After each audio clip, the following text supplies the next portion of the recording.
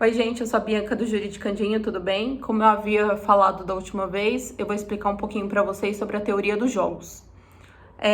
Do que trata essa teoria dos jogos? Ela é basicamente sobre risco e probabilidade, em que os agentes ficam interdependentes da ação um do outro.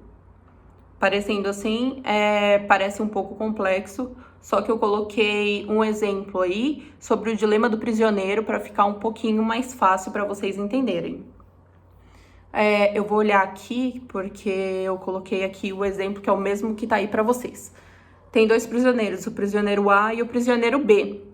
A gente pode chamar o prisioneiro A de Tício e o prisioneiro B de Méville, para ficar aí um pouquinho mais familiar para vocês.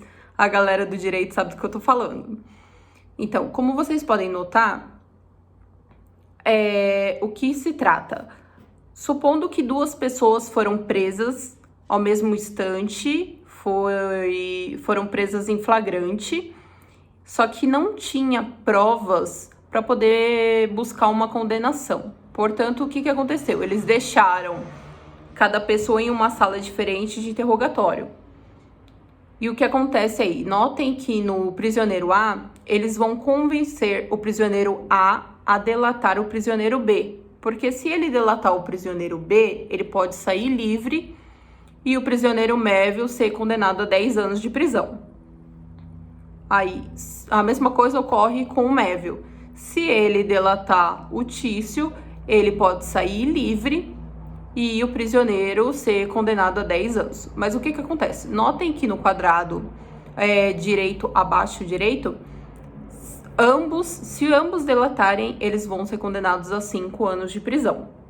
Mas em compensação, se eles se manterem em silêncio, ambos pegam apenas 1 ano de prisão. Então, o que acontece? Isso basicamente trata de cooperação. Porque se um cooperar com o outro, mesmo que eles não saibam disso, se eles se manterem em silêncio, eles vão pegar a pena menor. Então, o que acontece? Eles não sabem do que se trata, porque cada um está em uma sala diferente, e eles utilizam isso basicamente para ser uma corrida de quem delatar primeiro, sai em liberdade e o outro vai ficar preso. Mas eles contam que ambos vão delatar, que ambos serão egoístas e que eles manterão os dois presos. Então, basicamente é isso. E esse quadrado, se vocês notarem, esse dilema do prisioneiro trata basicamente do equilíbrio de Nash.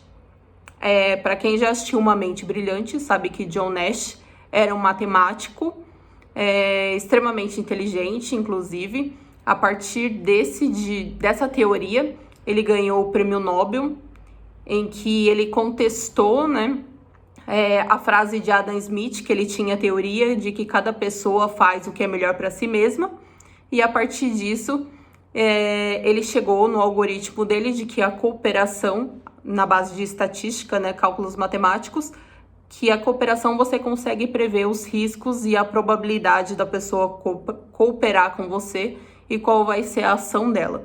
Então, assim, basicamente esse exemplo da teoria dos jogos parece ser um exemplo muito simples, tanto o dilema do prisioneiro quanto o chicken game. Eu vou deixar aí também para vocês o chicken game, que o que acontece são dois carros numa avenida, eles estão vindo um de frente com o outro, os dois estão na mesma direção, então provavelmente eles possam colidir, só que tem a probabilidade de quem vai desviar. É a mesma coisa do dilema do prisioneiro.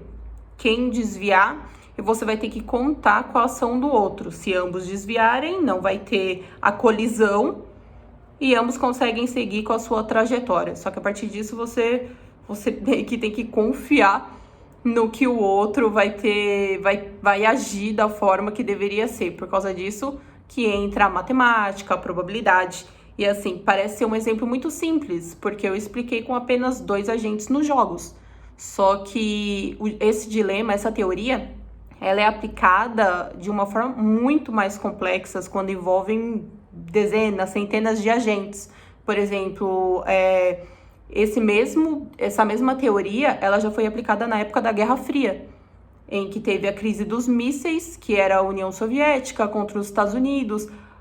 Ambos desviaram a rota do míssil, então não houve a colisão, e com isso não teve nem um vencedor, nem um perdedor. Então, ambos cooperaram e tiveram esse resultado em comum. E assim, recentemente, inclusive, essa teoria foi utilizada durante a Lava Jato, em que as empreiteiras, a procuradoria impôs para as empreiteiras que se uma tivesse delatado a outra, poderia diminuir a pena, só que não haveria a possibilidade de sair em liberdade. Então seria basicamente uma corrida de quem delatasse primeiro e quem trouxesse mais informações para a procuradoria. Mas basicamente era o dilema do prisioneiro. E esse dilema do prisioneiro, ele é aplicado em várias coisas, não só no processo penal. Pode ser aplicada em quando você vai tomar alguma ação ambiental ou políticas públicas.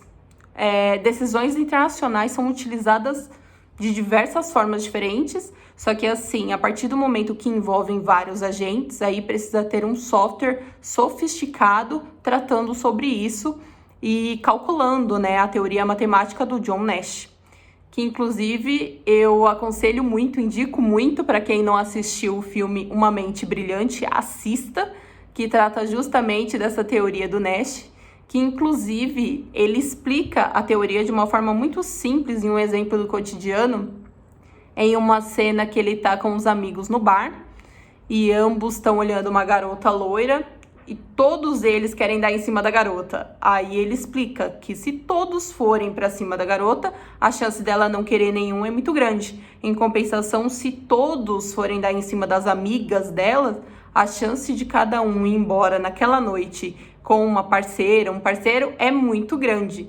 Então ele basicamente utiliza a teoria dos jogos em um exemplo bem simples do dia a dia. Eu gosto muito do filme, gosto muito da teoria do John Nash e gosto muito da teoria dos jogos e o dilema dos prisioneiros. Eu acho extremamente interessante e eu indico aí para quem queira saber mais, tá bom? Vou encerrar por aqui porque esse vídeo vai ficar muito longo. Se vocês tiverem alguma dúvida, deixem aqui nos comentários, tá bom? Tchau, gente. Até a próxima.